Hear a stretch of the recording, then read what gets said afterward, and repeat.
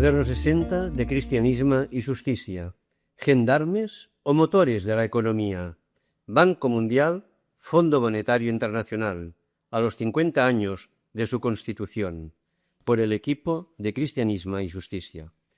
En 1944, Estados Unidos e Inglaterra convocaron una conferencia en Bretton Woods para construir un nuevo orden monetario internacional. En ella jugó un importante papel John Maynard Keynes. Se diseñó un sistema de tipos fijos de cambio y se crearon el Fondo Monetario Internacional, FMI, y el Banco Mundial, BM. Dicho sistema parece haber entrado en crisis con la actual crisis económica. Los resortes de las instituciones y estructuras del comercio internacional, principalmente el Fondo Monetario Internacional, el GATT y el BIRF, se encuentran en manos de los países desarrollados y se mueven según su propia lógica y según sus propios intereses que van en dirección opuesta a los de los países pobres, con lo que año tras año se está consolidando y agrandando el abismo entre el norte y el sur. A modo de aperitivo o introducción al cuaderno.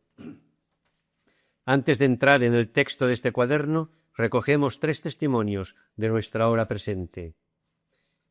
Primero, hoy por hoy, el Fondo Monetario Internacional y el Banco Mundial tienen en cada país de América Latina un poder considerablemente mayor que cualquiera gobiernos de la zona. El Fondo Monetario Internacional ordena y los aquiescentes mandatarios acatan sin violentarse demasiado, ya que los destinatarios de las implacables medidas son siempre las capas más desvalidas de la sociedad. Los objetivos de la banca internacional y del FMI suelen coincidir con los intereses de los sectores acaudalados de cada país, de modo que allí no hay colisión ideológica, sino idilio financiero. Hechos ocurridos no hace mucho en Venezuela y Perú vienen a demostrar que cuando el FMI, engolosinado con su poder arrollador e implacable en su política de precios y menosprecios, se desentiende del costo social que acarrean sus normas vejatorias e intereses leoninos, el rechazo y el crispamiento populares pueden volverse incontrolables y aún optar por un recurso tan extremo como el apoyo a la insurgencia militar, siempre acechante en la sombra y que, por supuesto, no tiene escrúpulos en usar sus fines desestabilizadores, el extendido inconformismo social, según Mario Benedetti, en América Latina, en este mundo. Segundo, el informe del Banco Mundial dice que las medidas proteccionistas de los países industriales reducen los ingresos nacionales en el sur en aproximadamente el doble de la cantidad proporcionada como ayuda a los sectores más ricos de los países en desarrollo, menos necesitados, pero mejores consumidores. El cálculo de la UNTA, que las barreras ajenas a las tarifas de los países industriales reducen las exportaciones del tercer mundo en prácticamente un 20% dentro de las categorías afectadas, que incluyen textiles, acero, pescados y mariscos, piensos y otros productos agrícolas, con miles de millones de dólares de pérdidas anuales. El cálculo del Banco Mundial, que el 31% de las exportaciones de productos manufacturados del sur están sometidas a barreras ajenas a las tarifas si se comparan con el 18% en el caso del norte. El informe de 1992 del Programa de Desarrollo Humano de la ONU estudiaba la creciente división entre los ricos y los pobres. En la actualidad, el 83% de la riqueza mundial está en manos de los 1.000 millones de personas más ricas y el 1,4% en las de los 1.000 millones de abajo. La duplicación de esta diferencia desde 1960 se atribuye a las políticas del FMI y del Banco Mundial y al hecho de que 20 de las 24 naciones industriales sean más proteccionistas hoy en día de lo que eran hace una década. Según Noam Chomsky, en año 501, la conquista continúa. Finalmente, añadimos una noticia concreta y reciente. Tercero, el fin de semana recién pasado arribó al país Michel Camdesí, director gerente del Fondo Monetario Internacional. La máxima autoridad del FMI llegó con 6 horas de retraso y pasó inmediatamente a reunirse con el gabinete económico del gobierno, que estuvo encabezado por el ministro de la Presidencia, Antonio Lacayo. Camdesis vino acompañado de la misión del FMI, que se encuentra negociando con Nicaragua el acuerdo de ampliación de soporte para la facilitación del ajuste, ESAF. El director del FMI desarrolló durante una corta estadía una intensa jornada de reuniones con partidos políticos, asociaciones empresariales, banqueros, organizaciones de productores, economistas y sindicatos para exponerles detalladamente el ESAF. Con la visita de Camdesid, el gobierno pretende lograr obtener del FMI una flexibilización del ESAF. Sin embargo, el director del fondo fue muy claro al afirmar que no hay posibilidad de tregua, o lo toman o lo dejan, la firma del acuerdo. Por su parte, Lucio Jiménez, dirigente del Frente Nacional de los Trabajadores, dijo: «Nosotros le reclamamos flexibilidad, pero Camdesid mantiene que ellos son inflexibles, que no consideran que debe haber una tregua porque después sería más difícil recomenzar». Su palabra fue única: o lo tomamos o lo dejamos.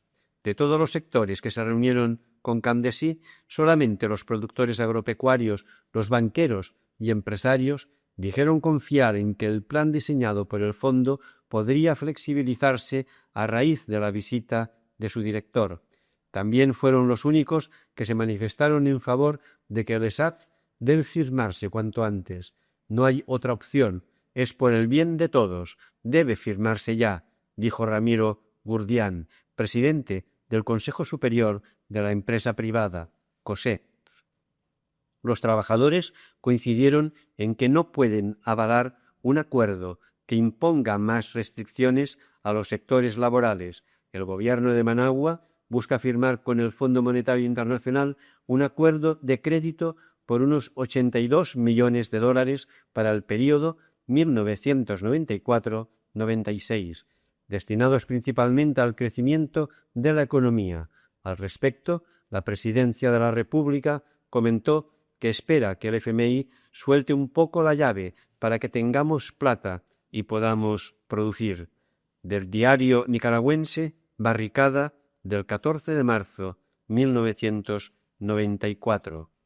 Estos 3 textos ponen sobre la mesa el tema y las razones del presente cuaderno.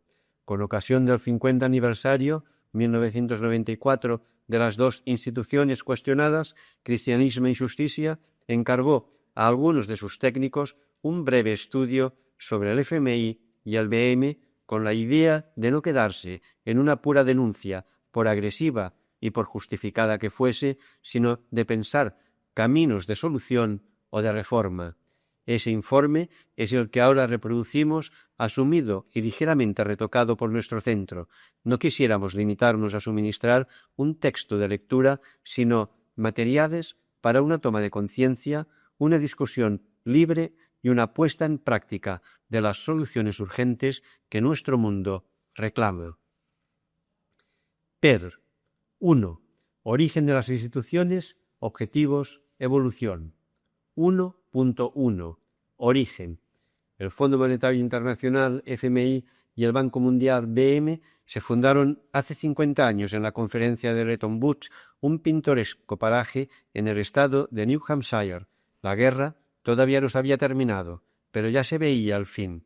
Los aliados bajo la égida de los Estados Unidos y el Reino Unido se juntaron para diseñar el orden económico que habría de estar vigente después de la guerra. No sabían bien lo que querían, pero sí lo que querían evitar. A saber, por un lado, había que evitar las políticas de devaluaciones competitivas y de barreras arancelarias que habían sembrado el caos en la economía internacional entre 1929 y 1939. Por otro lado, tenían que enfrentar la reconstrucción de los países devastados por la guerra y el desarrollo de las colonias, donde el fermento de la independencia ya hervía con gran intensidad, como sucedía en la India, y el proceso de descolonización se veía ya inevitable. 1.2. Objetivos. El Banco Mundial, que se llama oficialmente Banco Internacional para la Reconstrucción y Fomento, BIRF, se encargaría de la reconstrucción de Europa y Japón y del desarrollo de los nuevos países que comenzaron a llamarse después de la guerra los países subdesarrollados. El FMI se encargaría de vigilar y hacer efectivo el sistema de tipos de cambio fijos y todos los compromisos que adquirían voluntariamente los países que firmaran los artículos del acuerdo de constitución del fondo. El FMI se concibió como guardián del sistema, como garante multilateral de la estabilidad de los tipos de cambio, evitando que surgieran grandes déficits en balanzas de pagos y la consiguiente especulación de monedas y, en general, la continuidad y estabilidad de los pagos entre naciones. Eso debía fomentar el comercio y la inversión de capitales a largo plazo a nivel mundial. En realidad, el garante del sistema resultó ser la economía de los Estados Unidos, que salió de la guerra como la indiscutible primera potencia militar y económica. En Bretton Woods también se trató de establecer una oficina del comercio internacional, International Trade Office, que vigilara y presidiera el proceso de liberalización de los intercambios de mercancías, reduciendo aranceles, cuotas y barreras administrativas que impidieran, como había ocurrido en los años 30, el desarrollo y expansión del comercio mundial. Tampoco esto fue posible, porque los Estados Unidos no ratificaron la Carta de La Habana y pocos años después resultó ese parto de los montes que se llamó GATT, de las siglas inglesas para Acuerdo General sobre Aranceles y Comercio. 1.3. Evolución. A. Las dos instituciones cumplieron sus respectivas misiones con bastante eficiencia, aunque con defectos estructurales que luego analizaremos, desde su fundación hasta la crisis de los años 70. Como resultado de esa crisis, se abandonó el sistema de tipos de cambio fijos de 1973 y se dio entrada a la banca privada en la financiación masiva del desarrollo de los países en vías de desarrollo. B. La década de los 70 fueron años críticos para las dos instituciones. Durante esos años, preocupados con el impacto de la inflación americana, la elevación de los precios del petróleo y la recesión en los países ricos, ambas instituciones asistieron impasibles a la fragua del problema de la deuda externa de países en desarrollo, creyendo que así se solucionaba el problema de reciclar los excedentes de los petrodólares. C. Cuando estalló la crisis de la deuda en agosto de 1982, el Fondo Monetario recibió de sus patrones, los gobiernos de los países ricos, el mandato de evitar el derrumbe del sistema monetario internacional, es decir, evitar que quebraran los bancos más grandes del mundo que operaban en su territorio y en varios centros financieros transnacionales. El Fondo Monetario, traicionando su misión multilateral, general y equilibradora de las relaciones monetarias internacionales, dedicó sus esfuerzos unilateralmente a hacer que los países endeudados pagaran sus deudas a los grandes bancos comerciales. El Fondo Monetario actuó de banquero prestando a los morosos siempre cantidades pequeñas para que repagaran por lo menos los intereses, pero también de gendarme financiero en el sentido de que obligó a los países, poniendo condiciones estrictas para otorgar sus créditos, a tomar las medidas necesarias para generar excedentes que pudieran ser transferidos a los bancos para mantener vivos los créditos de sus carteras de activos. Esto obligó a los países deudores a unas medidas de ajuste financiero que perjudicaron extraordinariamente a la inversión, sobre todo la de los sectores sociales, educación, salud, saneamiento, etc., y también a los gastos corrientes en estos sectores y otros procesos de redistribución de la renta. Como resultado directo del ajuste, la pobreza aumentó extraordinariamente en todos los países entrampados con la deuda externa. El Banco Mundial cooperó en sus medidas al ajuste, condicionando el otorgamiento de créditos de suyo para el desarrollo de los ciudadanos más pobres a reformas estructurales complementarias de las reformas financieras. Muchas de esas reformas, privatizaciones, eliminación de subsidios, reducciones del gasto público, etc., llevaron también a eliminar o reducir los mecanismos probablemente ineficientes pero necesarios de redistribución de la renta en países con grandes desigualdades sociales. No solo aumentó la pobreza, sino que la desigualdad en la distribución de la renta se hizo más injusta. Ahora, después de la década perdida para el desarrollo, el Banco Mundial y los otros bancos regionales de desarrollo, así como las agencias nacionales de ayuda, están tratando de tapar los agujeros de miseria e iniquidad que creó el ajuste. Como resultado de estas actuaciones en la década de los 80, la idea cultivada por la izquierda tradicional de que la ayuda era otra forma de imperialismo cobró carta de ciudadanía entre los sectores populares y los críticos de los países en vías de desarrollo, los cuales comenzaron a responsabilizar públicamente a estas instituciones como los causantes de sus males. 2. La magnitud e importancia de las instituciones. El Fondo Monetario Internacional y el Banco Mundial son las instituciones multilaterales con más recursos disponibles para prestar y en menor medida donar a los países pobres.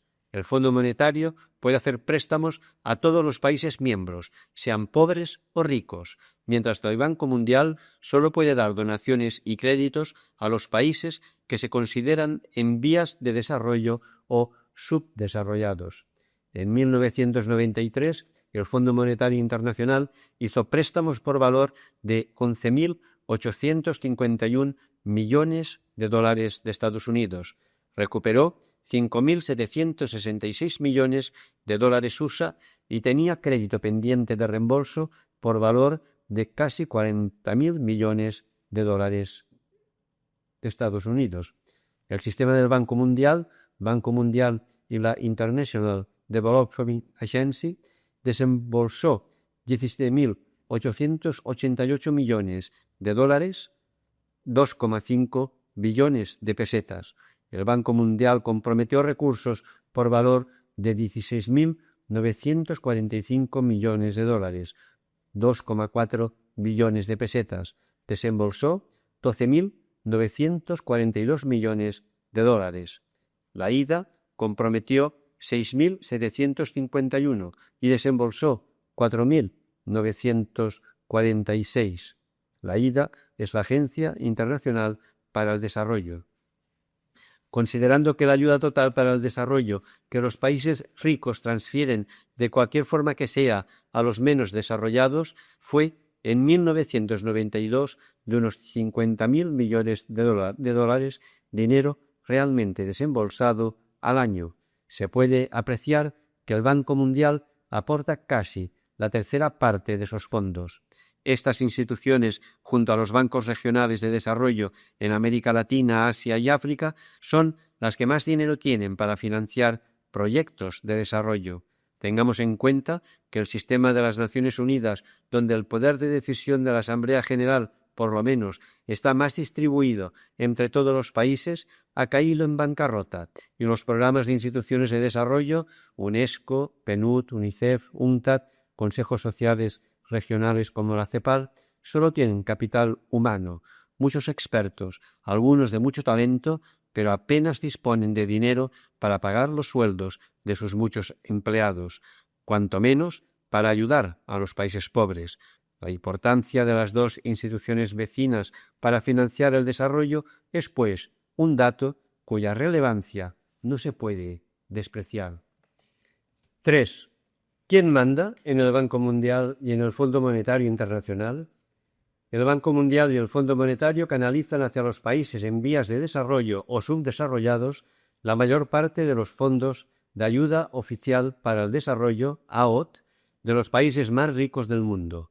Estos fondos los distribuyen según los principios y las directrices que reciben de los gobiernos de los países más ricos, sobre todo del gobierno de los Estados Unidos, ya que este país es el que más dinero aporta a las arcas de las dos instituciones.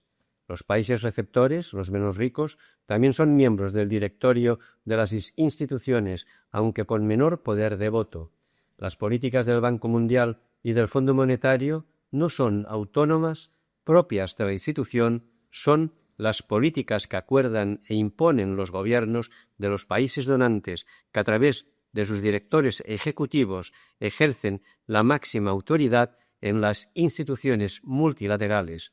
Esto vale en su medida para los demás bancos de desarrollo regionales. Es, por lo tanto, importante tener claro que los gobiernos y no los funcionarios de la institución son los responsables últimos de las políticas que se llevan a cabo por medio de los préstamos del banco. No cabe duda que la mayoría de los funcionarios del FMI y del BM se identifican en teoría o en la práctica con estas políticas, porque siendo las que convienen a los intereses de los países más ricos, están respaldadas por las teorías económicas vigentes en las mejores universidades de los países ricos, naturalmente, fundaciones y centros que financian investigaciones y, en general, en el gremio de economistas para el desarrollo. El fracaso de la ayuda occidental a Rusia ha puesto de manifiesto la naturaleza de la autonomía de estas instituciones frente a las grandes decisiones políticas de los gobiernos que las controlan. Algunos congresistas de los Estados Unidos echan la culpa al Fondo Monetario de no haber ayudado lo suficiente ni lo suficientemente rápido a Rusia a modernizar su economía. La respuesta del fondo ha sido que ellos hacen lo que se les manda. Habiendo recibido unos fondos especiales para Rusia, siguen los procedimientos de otorgamiento de créditos que están fijados en los artículos de su Constitución. Los gobiernos, dicen los funcionarios del FMI, podrían haber dado préstamos directamente al gobierno ruso sin estudios ni proyectos, lo cual, según el FMI, hubiera llevado a un rápido despilfarro y malversación masiva de los recursos, dado el caos que reina en Rusia. De hecho, los gobiernos, al escoger al FMI para canalizar los fondos de ayuda y fijar las condiciones básicas para su concesión, fijan los parámetros esenciales de la operación y solo dejan a la institución la opción de proceder según unas reglas que los gobiernos mismos acordaron en su día y no han revocado. El fracaso de la ayuda a Rusia es el fracaso de los gobiernos de los países occidentales, que carecen de ideas al respecto más que del FMI. Y si hasta ahora hemos intentado describir en los apartados siguientes, hemos de atrevernos a valorar para poder después enunciar unas tareas que parecen imprescindibles, al menos desde una óptica cristiana. Juzgar. 4. Lo bueno de estas instituciones. 4.1. Balance global. El Banco Mundial ha ayudado a muchos países a pasar del subdesarrollo al desarrollo, entre otros a España, pero también a Japón, Israel, Corea del Sur, Turquía, Austria, Taiwán, México, etc. El Banco Mundial está financiando actualmente en los sectores de educación básica y medicina preventiva en países subdesarrollados actividades que ningún país sería capaz de financiar en los montos y bajo las condiciones que adopta el Banco Mundial. Hay pues que tener claro que si el Banco Mundial desapareciera y con él los otros bancos de desarrollo, habría que crear otra institución semejante, a ser posible más perfecta, claro, para que alguien siguiera ayudando masivamente a los países pobres y a los sectores más pobres de estos países. Hoy por hoy no hay institución capaz de financiar los proyectos que financia el Banco Mundial. Es, por lo tanto, un imperfecto necesario. 4.2. Alternativas. Una alternativa a las instituciones multilaterales serían las agencias bilaterales. Hay Agencia Española de Cooperación, etc. Todos los países tienen una institución que canaliza la ayuda a los países subdesarrollados como parte integrante de su política exterior, de su política de Estado hacia el exterior, presidida por la razón de Estado, no olvidemos esto. Sin embargo, Todo el mundo está de acuerdo en que la ayuda multilateral, a pesar de todos los defectos, está menos politizada y menos atada a los intereses nacionales que la ayuda bilateral. El Banco Mundial hace préstamos para proyectos bien definidos, en cuyo diseño se especifican los mecanismos de ejecución y control.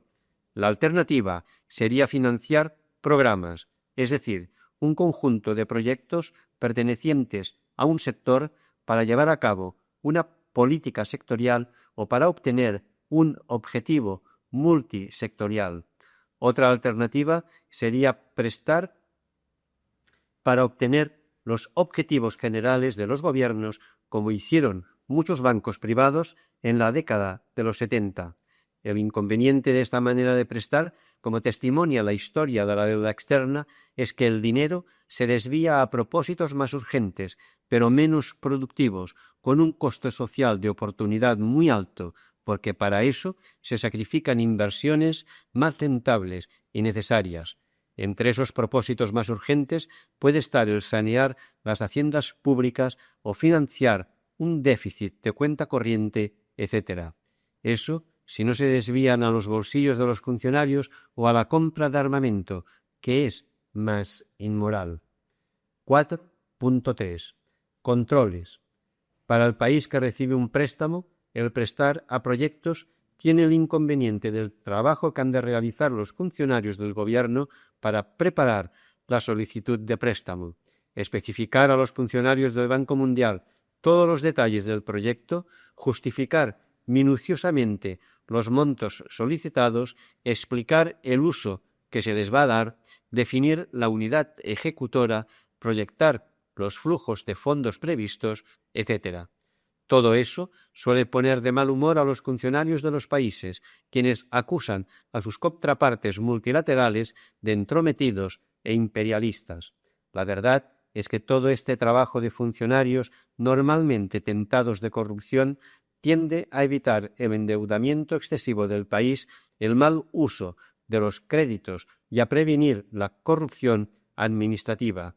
De hecho, los bancos comerciales que exigieron menos trabajo previo para sus préstamos y eran por eso la delicia de los funcionarios nacionales, saben hoy que la generosidad excesiva, o más bien la avaricia, llevan a la morosidad y al ajuste de los deudores, y los gobiernos que dan ayuda al desarrollo por razones de Estado tienen todavía peor experiencia con gobiernos corruptos. Por ejemplo, podemos asegurar que si la ayuda que España ha dado a Guinea la hubiera dado a través del Banco Mundial, ésta hubiera tenido otras consecuencias para la población y otro destino final. 4.4. Las organizaciones no gubernamentales. Existe la alternativa de las ONG, muchas de ellas de naturaleza privada, Intermón, Manos Unidas, Cáritas de España, o semipública, Cebemo, Novib en Holanda, Advenia, Brot für die Welt en Alemania, etc. Estas instituciones tienen mucha mejor prensa y realizan una labor más desinteresada y eficiente que las grandes instituciones multilaterales. El problema es el volumen de las operaciones que financian, que suele ser pequeño, y el ritmo, que muchas veces resulta discontinuo frente a los grandes préstamos que pueden financiar el Banco Mundial y los bancos de desarrollo y que llegan hasta 500 millones de dólares en etapas sucesivas. Muchas ONG, todo hay que decirlo, mantienen su aureola y su pureza porque son organizaciones relativamente pequeñas y manejables, con un control social a su interior muy efectivo y donde el liderazgo de las personas más carismáticas de la organización se deja sentir fácilmente. En cuanto tuvieran fondos masivos que manejar, serían burocráticas, pues el control se impone, o ineficientes, y quizá alguna también corrupta. En todo caso, se politizarían mucho. 5. Lo malo de estas instituciones, del Banco Mundial y Fondo Monetario Internacional. 5.1. Críticas a la acción exterior, ideologización de la ayuda. El pecado original de estas instituciones es que en ellas se refleja la concepción del orden mundial de los países capitalistas ricos en el que ellos tienen, con la hegemonía financiera, la libertad de acción para defender a escala mundial los intereses de los grupos económicos que les son más afines, bien sea porque esos grupos se consideran importantes para el país, bien porque tienen mucho poder para convencer a los funcionarios públicos. Así resultaron unas instituciones de ayuda sobre una concepción elitista. Los ricos que ponen el dinero son los que mandan. Paternalista. Los ricos saben mejor lo que les conviene a los pobres. Neocolonial. Desarrollar los países periféricos en función de los intereses del centro. Y, en definitiva, no democrática, en que los unos imponen políticas a los otros. De hecho, en la acción del Banco Mundial y el Fondo Monetario siempre prevalecen los intereses económicos de los países ricos y, más en concreto, de los grupos de poder económicos, bancos, multinacionales, más poderosos dentro de esos países ricos. Estos toleran la ayuda en la medida en que puedan sacar partido de ella. Frecuentemente les abren nuevos mercados. La ayuda al desarrollo no es en absoluto desinteresada y siempre trata de que no perjudique a alguno de los intereses particulares de un Estado donante. En un mundo de conflictos constantes y de situaciones de juego suma cero, esto implica que los intereses de los países ayudados son los que deben ceder. Los préstamos multilaterales, aunque menos politizados que la ayuda bilateral, también están atados, aunque con una cierta holgura. Con un préstamo del Banco Mundial solo se pueden comprar equipos y materiales en los países que contribuyen a las arcas de la institución, los países miembros. Esto en la práctica no importa, porque ya son miembros todos los países con alguna industria y servicios del mundo, pero hace unos años fue un obstáculo para adquirir, por ejemplo, tecnología soviética, aunque fuera la más indicada para un proyecto determinado, una central térmica, por ejemplo, o la más barata. Así, como en sus primeros años estas instituciones fueron difusores del keynesianismo, una teoría económica más humana, racional y más eficaz que las que le sustituyeron, en estos tiempos son los instrumentos económicos privilegiados para difundir por el mundo en desarrollo la ideología neoliberal que profesan los gobiernos de los países ricos. Esta operación propagandista y misionera está chocando, sobre todo en el caso de la praxis del Banco Mundial, contra la testarudez de la realidad que les muestra a sus funcionarios, cuando no están totalmente obcecados, los daños que la doctrina y práctica neoliberal está haciendo en los países a los que tratan de desarrollar. No es de extrañar que de los gabinetes de estudio de esas instituciones surjan opiniones y voces que devuelvan al Estado o a órganos eficientes de la sociedad una parte del control de la distribución de la riqueza que los neoliberales le han quitado. 5.2. Críticas internas. De menor trascendencia son las críticas internas a estas instituciones. El Fondo Monetario y el Banco Mundial tienen gastos de administración elevados, que no serían en sí un problema si no fuera porque son fondos que merman los disponibles para las operaciones de préstamo o para las donaciones. El Banco Mundial tiene unos 9.000 empleados y el Fondo unos 2.000, cifra a la que se ha llegado por compromisos políticos entre la multitud de países que lo gobiernan, más que por el cálculo racional. Los sueldos de estos funcionarios son elevados. La profesión de ayudar a los pobres es una profesión muy bien pagada, lo que hace que los costos de operación, aunque relativamente pequeños con respecto al volumen de desembolsos, sean muy grandes si se tienen a la vista las necesidades de algunas comunidades concretas. Los funcionarios de estas instituciones justifican los sueldos, los hoteles de lujo, los viajes en primera, por la necesidad de trabajar en condiciones difíciles y por la dureza misma de enfrentarse en su terreno con la pobreza, las enfermedades, el calor, los peligros de ir en misión a donde viven los pobres de este mundo. Es verdad que todas estas prebendas son una manera de atraer a profesionales cualificados a un tipo de trabajo que se debe realizar bajo muchas presiones de diferente naturaleza, pero no siempre atraen a los más generosos y solidarios. Actuar. 6. Reflexión sobre la misión de estas instituciones. 6.1. El ideal sería que los gobiernos y los países ricos adoptaran una idea correcta del orden económico internacional y lo implantaran. Este orden debería permitir un reparto de la riqueza y los ingresos de ella derivados de una manera más equitativa entre todos los pueblos de la tierra, con una organización solidaria de la producción y del comercio que fuese corresponsable en solucionar los defectos del sistema y equilibradora de los intereses locales conflictivos, además de ser eficaz técnicamente, etc. Es como pedir la luna. 6.2. A falta de una instancia distribuidora perfecta o casi ideal, los países ricos tendrían que aspirar al establecimiento de una institución mundial de redistribución que hiciera a nivel global lo que las haciendas públicas hacen a nivel estatal: recaudar dinero de los ricos para asegurar a los pobres la satisfacción total de las necesidades básicas y para proveerles de los bienes públicos que hoy se juzgan indispensables y son un derecho de todos los seres humanos. 6.3. Si esto no resultara posible y si tuviéramos que seguir con las instituciones como ahora están organizadas, se debería instalar una nueva filosofía en ellas.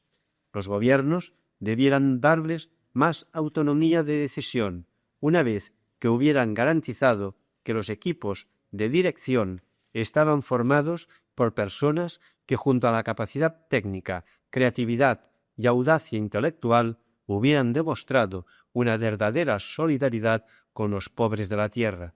Se trataría de configurar unas instituciones realmente autónomas, con una dirección profundamente humana, solidaria y eficaz, no de tecnócratas retirados o funcionarios premiados con sinecuras, sino de personas con una capacidad directiva y una solidaridad demostrada en los países en desarrollo que formaran equipos de gentes comprometidas con el bienestar de los pueblos.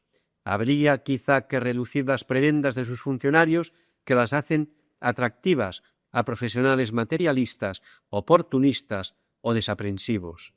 Con estas condiciones, en los equipos humanos de dirección se pueden aislar las instituciones de ayuda de los intereses a corto plazo y locales de los países donantes, sin miedo a crear repúblicas independientes de intereses bastardos. 6.4. Habría también que encontrar una fórmula para asegurar una mayor representación a los estratos pobres de los países beneficiarios.